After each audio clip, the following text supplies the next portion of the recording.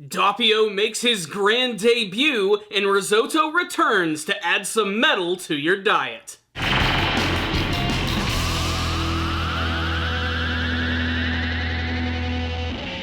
The boss of Passione really is a fan of King Crimson. In fact, he quite literally is the 21st Century Schizoid Man. This was a pretty big episode of JoJo's Bizarre Adventure Golden Wind, as we are formally introduced to the boss for the very first time. And I can honestly say, I was not expecting this. I think it goes without saying, there's going to be spoilers in this review, so make sure to watch this episode of JoJo before you watch the rest of this video, as this episode introduces the character of Doppio, who is none other than the leader of Passione. Yes, the big boss himself. He's already been shown in the actual intro of the show, but I never expected that this guy would end up actually being the leader of this gangster organization. And it just so happens that he's a total schizoid. He has two very distinctive personalities. One of these personalities happens to be an absent-minded weirdo who has an obsession with bugs and hiding women under concrete floors.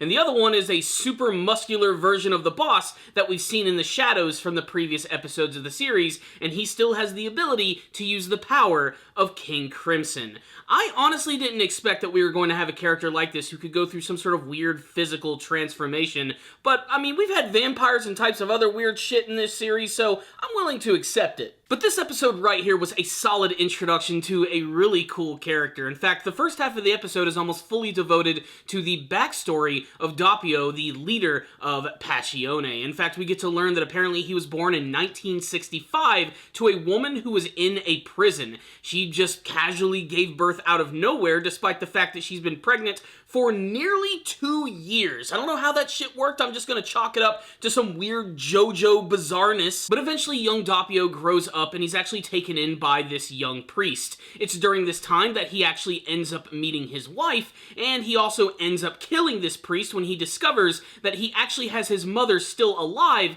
and he's keeping her under a concrete floor. Her mouth is completely stitched together, and she is somehow able to live in this situation. I don't know how he's pulling this shit off. Maybe it's another weird secret power of King Crimson, but he manages to not only kill this priest, but to leave no evidence of his existence, as he basically casually burns down an entire village. This is our first clue to learn why the leader of Passione is so hard to track down, because there is no trace of him at all. It's as if he truly never existed.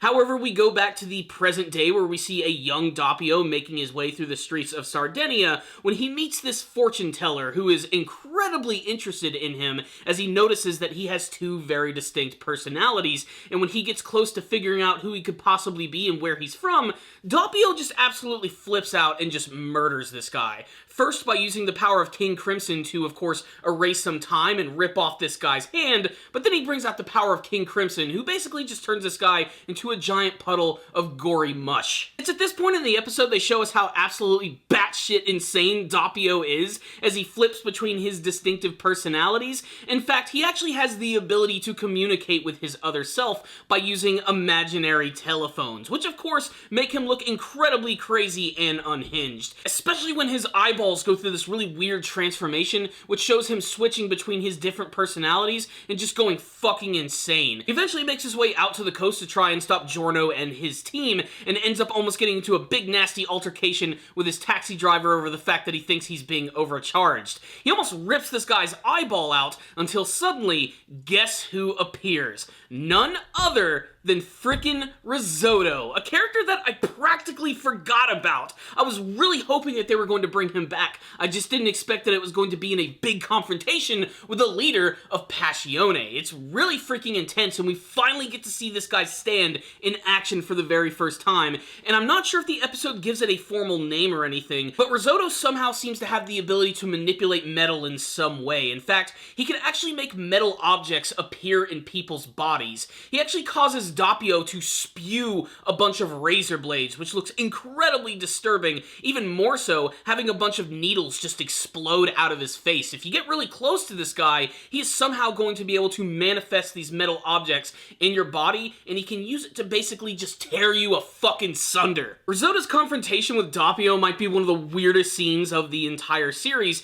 especially because they've been building up the leader of this group to be incredibly powerful. I mean, we already know how crazy King Crimson is, but when he's in his Doppio personality, it doesn't seem like he has a lot of full control over actually using it. That and the fact that, of course, he's fucking insane. The scenes of him constantly trying to find a phone so he can talk to his other self, the boss of the organization, is insane. He's like, ring, ring, ring, ring. Anything he can find, he transforms it into a phone and tries to talk to this guy. It looks like he desperately is going to try and want to stop Risotto as well as Giorno and his friends, and this is clearly going to lead to one of the craziest confrontations of the series, and it's very evident that Giorno and his gang are definitely there because Aerosmith is just flying around in the sky doing reconnaissance. Whether these three parties are all going to run into another remains to be seen.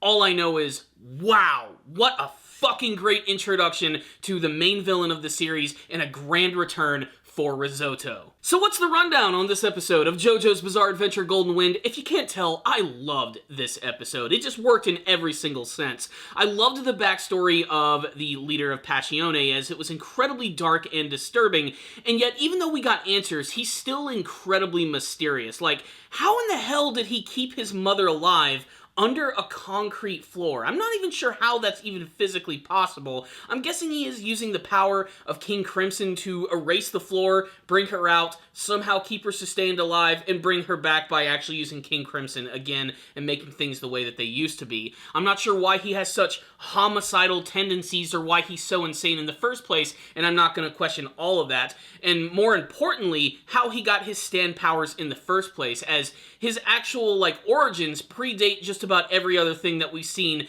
in the series. I'm not talking about the stuff that happened, in Battle Tendency or the original parts of JoJo. We all know that Dio and all that other stuff took place before, but this all took place before the main events of Stardust Crusaders and before Dio could even be revived.